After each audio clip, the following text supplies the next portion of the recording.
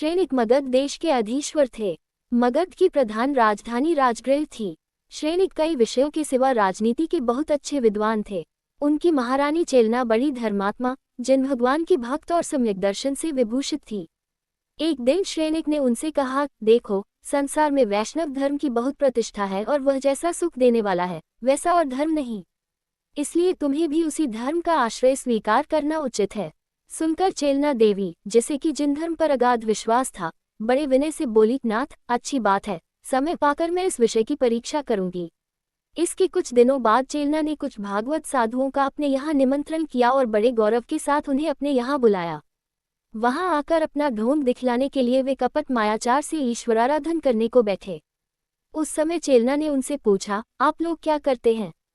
उत्तर में उन्होंने कहा, देवी, हम लोग मलमूत्रादि अपवित्र वस्तुओं से भरे हुए शरीर को छोड़कर अपने आत्मा को विष्णु अवस्था में प्राप्त कर स्वानुभवजन्य सुख भोगते हैं। सुनकर देवी चेलना ने उस मंडप में, जिसमें सब साधु ध्यान करने को बैठे थे, आग लगवा दी। आग लगते ही वे सब कौए की तरह भाग खड़े हुए। ये देखकर श्रेनिक ने बड़े क्रोध के साथ चेलना से कहा, आज तुमने साधुओं के साथ बड़ा अनर्थ किया। यदि तुम्हारी उन पर भक्ति नहीं थी तो क्या उसका यह अर्थ है कि उन्हें जान से ही मार डालना? बतलाओ तो उन्होंने तुम्हारा क्या अपराध किया जिससे कि तुम उनके जीवन की ही प्यासी हो उठी? रानी बोली, नाथ, मैंने तो कोई बुरा काम नहीं किया और जो किया वह उन्हीं के कहे अनुसार उनके सुख का कारण था। मैंने तो केवल परोपकार बुद्धि से ऐसा किया था। जब वे लोग ध्यान करने को बैठे तब मैंने उन लोगों से पूछा कि आप लोग क्या करते हैं। तब उन्होंने मुझे कहा था कि हम अपवित्र शरीर छोड़कर उत्तम सुखमय विष्णुपद प्राप्त करते हैं।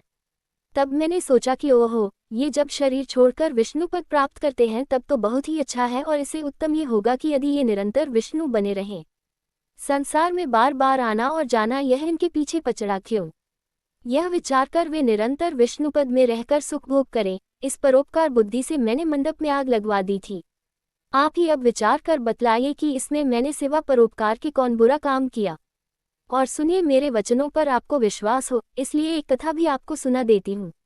जिस समय की यह कथा है, उस समय वत्सदेश की राजधानी कौशाम्बी के राजा प्रजापाल थे। वे अपना राज्य शासन नीति के साथ करते हुए सुख से समय बिताते थे। कौशाम्बी में दो सेठ रहते थे। उनके नाम थे समुद्रदत्त और सागरदत्त।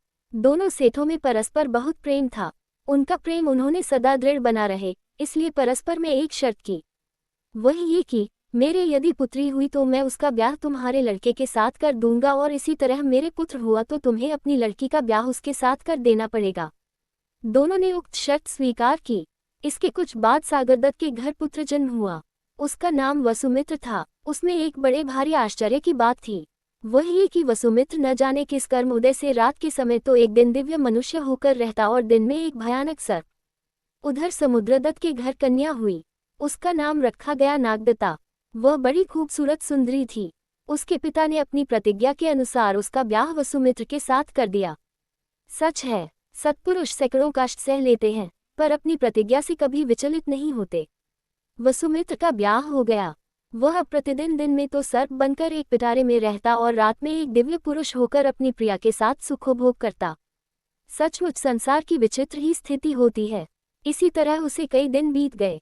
एक दिन नागदत्ता की माता अपनी पुत्री को एक ओर तो यौवन अवस्था में पदार्पण करती हुई और दूसरी ओर उसके विपरीत भाग्य को देखकर दुखी होकर बोली, खाए देव की कैसी विडंबना है, जो कहाँ तो देवबाला सरीखी सुंदरी मेरी पुत्री और कैसा उसका अभाग्य जो उसे पति मिला एक भयंकर सर्प। उसकी दुखाह को नागदत्ता ने सुन लिया। वह दौड़ी आकर अपनी माता से बोली, माता, इसके लिए आप क्यों दुख करती हैं? मेरा जब भाग्य ही ऐसा था तब उसके लिए दुख करना व्यर्थ है। और अभी मुझे विश्वास है मेरे स्वामी का इस दशा से उद्धार हो सकता है। इसके बाद नागदत्ता ने अपनी माता को स्वामी के उद्धार संबंध की बात समझा दी। सदा के नियमानुसार आज भी रात के समय वसुमित्र अपना सर्प का शरीर छोड़कर मनुष्य रूप में आया और अपने शय्या भवन में पहुंचा। इधर समुद्रदत्ता छुपी हुई आकर वसुदत्त के पिटारे को वहां से उठा ले आई और उसे उसी समय उसने जला डाला। तब से वसुमित्र मनुष्य रूप ही अपनी प्रिया के साथ सुख भोगता हुआ अपना समय आनंद से बिताने लगा। नाथ, उसी तरह ये साधु भी निरंतर विष्णुलोक में रहकर सुख भोगी, यह मेरी इच्छा थी, इसलिए मैंने वैसे किया था। महारानी चेलनी की कथा सुनकर श्रेनिक उत्तर तो कुछ नहीं दे सके, पर वे उस पर बहुत गुस्सा हुए और उपयुक्त समय न देखकर वे अपने क्रोध को उस समय दबा भी गए। एक दिन श्रेनिक शिकार के लिए गए हुए थे। उन्होंने वन में यशोधर मुनिराज को देखा। वे उस समय आतप योग धारण किए हुए थे। श्रेनिक ने उन्हें शिकार के लिए विघ्नरूप समझकर मारने का विचार किया और बड़े गुस्से में आकर अपने क्रूर शिकारी कुत्तों को उन पर छोड़ दिया। कुत्ते बड़ी निर्दयता से मुनि को मारने को झपटे, पर मुनिराज की तपश्चर्या के प्रभाव से उन्हें कुछ कष्ट न पहुंचा सके, बल्कि उनकी प्रदक्षिणा देकर उनके पांवों के पास खड़े रह गए।